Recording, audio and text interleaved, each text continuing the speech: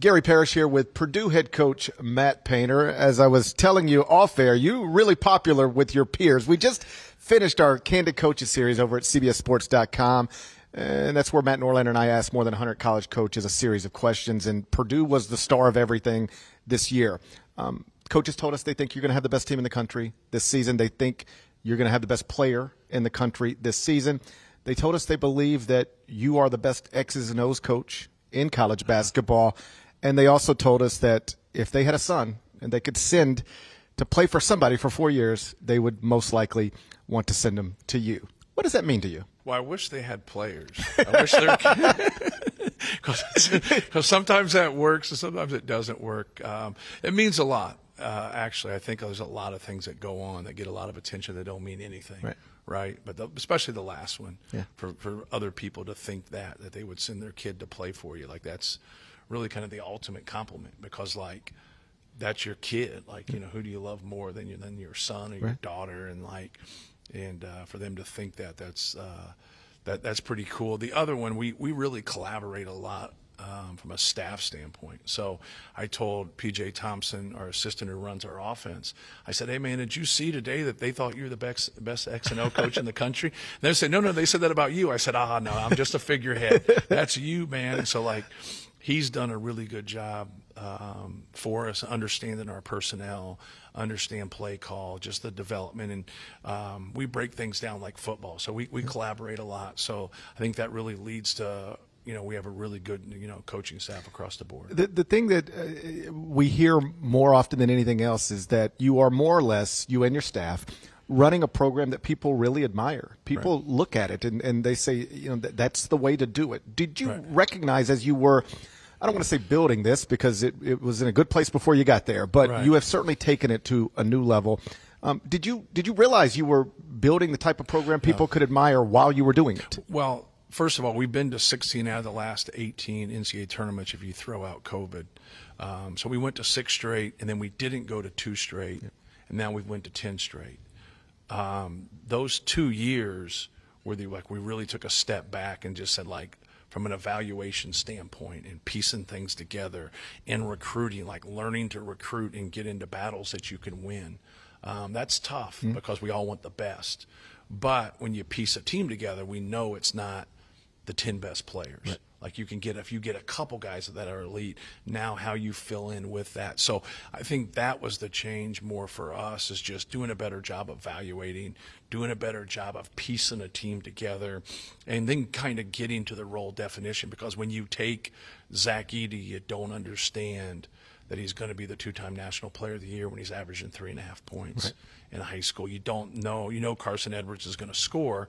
You don't know that he's going to have magic like that in the NCAA tournament. Like Jaden Ivey was just an explosive player, but you don't know. You think they're going to be good. You know they're going to be good. You just don't know when they're going to be good and at what magnitude. So that piece of the evaluation is kind of getting figured out each year, kind of like who are your 2 or 3 best guys, and then really fitting around there. We've done a better job with that and fielding a team, but we've also done everything the way everybody used to. We just didn't change. You know, I think that's someone people always cross their eyebrows when we say that, like, hey, what we're doing is what everybody else was doing. We just stayed the course. And we do lose players. We just don't lose starters. And so, like, the fact, and that's what drives me bananas, is when I see guys have success and they're good in a system and they're good with a coach and they have a lot of success and then they roll. Because ultimately it's to make the NBA right. And it's also if money is your deal and you're at that level and it's really your second contract in the NBA where the real money is.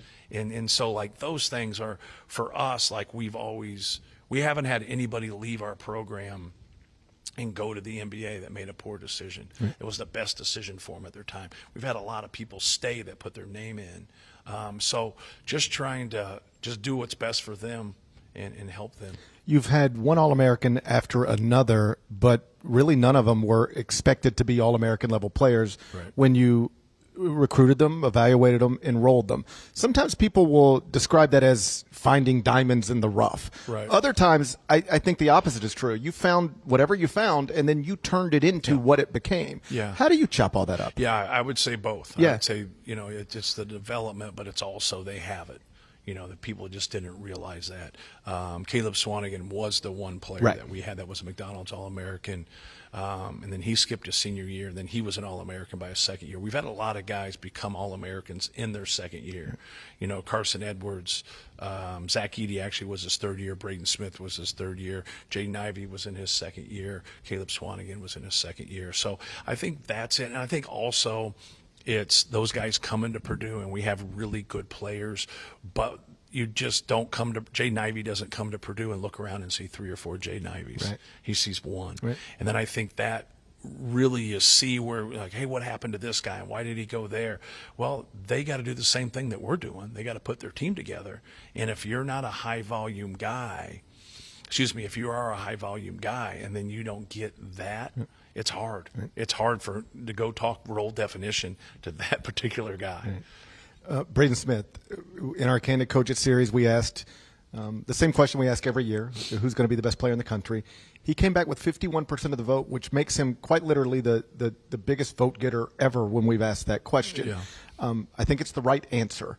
How did he go from mostly unheralded recruit to guy college coaches believes the best basketball player in this country and somebody who could theoretically pass Bobby Hurley and become the all-time assist leader? Yeah, great instincts, obviously an elite passer. I think the one thing that jumps out for great players is, do you make others better? Yeah. And he does. He affects winning more than anybody else. When you go and look at talent, you don't realize how fast he is, how long his arms are, big hands, can make speed, dribble threes. And so he can just do so much more, but he makes other people better. That big guy rolling to the rim, the guards, getting open opposite. He finds guys, he passes the basketball, he can score, he can do a lot of different things. And then he brings a lot of positive energy when he competes. What do NBA people tell you about him? Well, I think the thing that jumps out is you got to be careful because there's 10 people his size in the NBA. Right. And if you look at the consistent, attributes of those 10, he has those attributes. Right. He's tough, he's hard-nosed, he's intelligent. I think resilient is what you have to be. You have to be able to go pick the ball up and put pressure on the basketball and constantly put pressure on the defense when the ball's in your hand. One of the things I've noticed throughout this preseason is you haven't shied away from anything. People think you've got a national championship contender, and you agree with them. Right. You don't try to talk about, well, we'll see, and it's a long season. It's there. You believe you've got a team good enough to go do this. Yeah, and I think the thing that jumps out is that, I think we have one of the best or the best front courts. I think we have one of the best or the best back courts. And for us, we can have a little slippage, and we still have guys. Right. We have some real tough decisions for us because we have a lot of really good players and across the board, but we have good guys. We have competitors. We have that corporate DNA that the Spurs had. It's very hard to get that in college basketball today, but we have it. We have guys that have been with us for 4 and 5 years, and that's our nucleus. And then we build from that. So add in Omer Meyer or Oscar Clough or Antoine West or, now you're adding some pieces where you have depth with Jakari Harris and you have C.J. Cox, who started most of the season for us. Daniel Jacobson's got 2 gold medals in USA. There's a lot of guys there for us to go either way. I think we can play small. I think we can play big.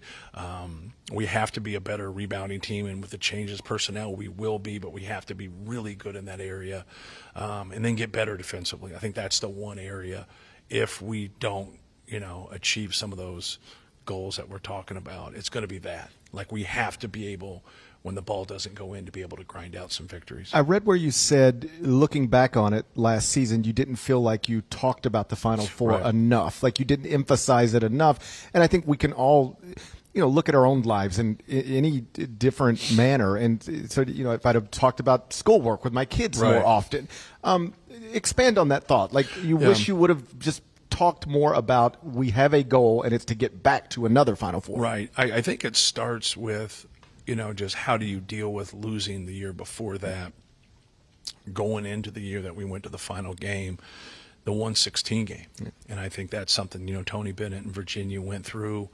And, if this can make us stronger, make us a better program, and get us to where we want to get, this could be a blessing in disguise. So we had a lot of meetings about that. Then we didn't have as much going to the next year. And then when we lost Daniel, it was like, I should have said we have enough. Right. Not against everybody, but you don't play everybody in the NCAA tournament. That's right. Like you get, like how it unfolds is how it unfolds. And then we were right there. We had some bad breaks in that Houston game, and we'd have been playing, Tennessee again to go to a Final Four. But then looking back and reflecting is, why weren't we talking about that? Like all of our goals are still in front of us. Right. And I think when you have somebody that gives you that confidence like Zach Edey gives you, it's easy to talk about it. And then when your margin of error is different, now it you get kind of quiet because you don't want to get out there as much. But within, in reality, you still got the best point guard in America. Right. Trey Kaufman-Renn made the most field goals. Fletcher Lawyer's the best shooter in the country. You still have really, really good pieces. Like I should have done a better job of just convincing them that we belong. Maybe it has a difference. Maybe it doesn't have a difference. But I know coming into this year, it allows us to open our eyes as a staff to say, hey, we do have enough. But you got to earn them. Like you still got to go out there and do the job. Well, it's a smart point because let's say you're the 10th best basketball team in the country. And that means by definition there's 9 teams better than you, but you might not have to play any of those in the NCAA tournament to win a national championship. No, that's exactly correct. You mentioned Daniel.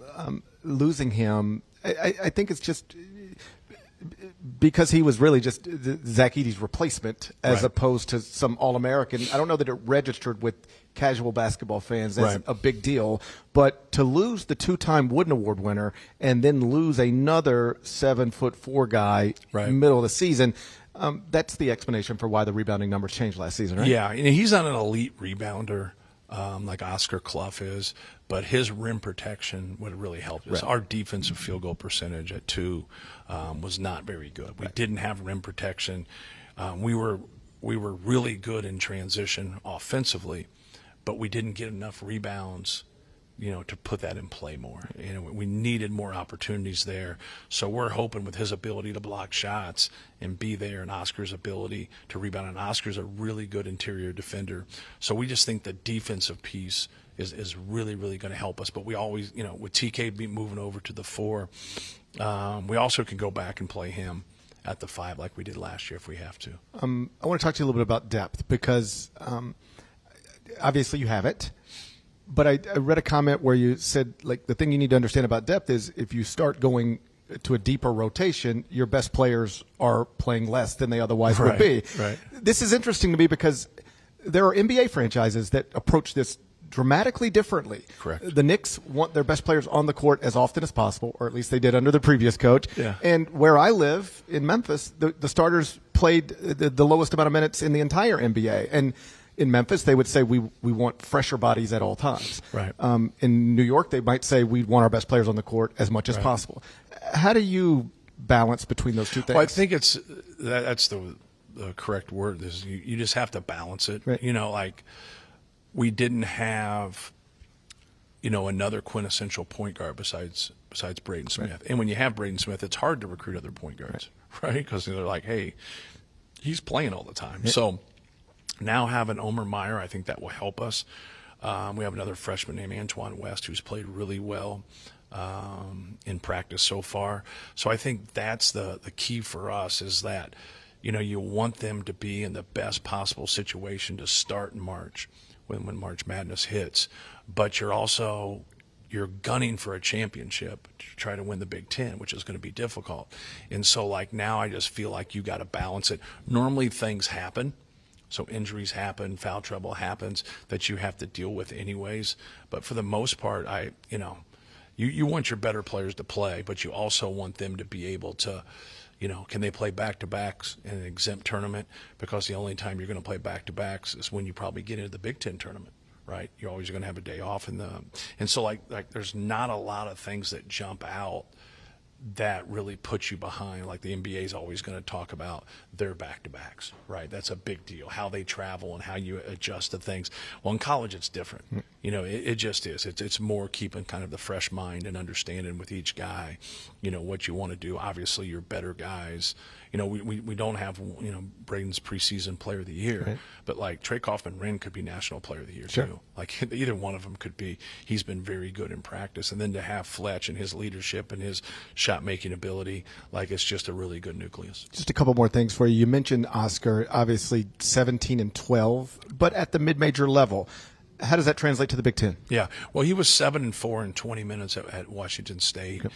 I think he's probably somewhere in between his Washington State stats and his South Dakota stats. If you get the thing that I want from him, because you know he's going to split time with Daniel, is I want their rebounds per minute to be up. Yeah. I want their ability to defend and do their work and ball screen D and post D and just be great there. You know, he can score with his back to the basket. Daniel's more of a flip-up lob type guy.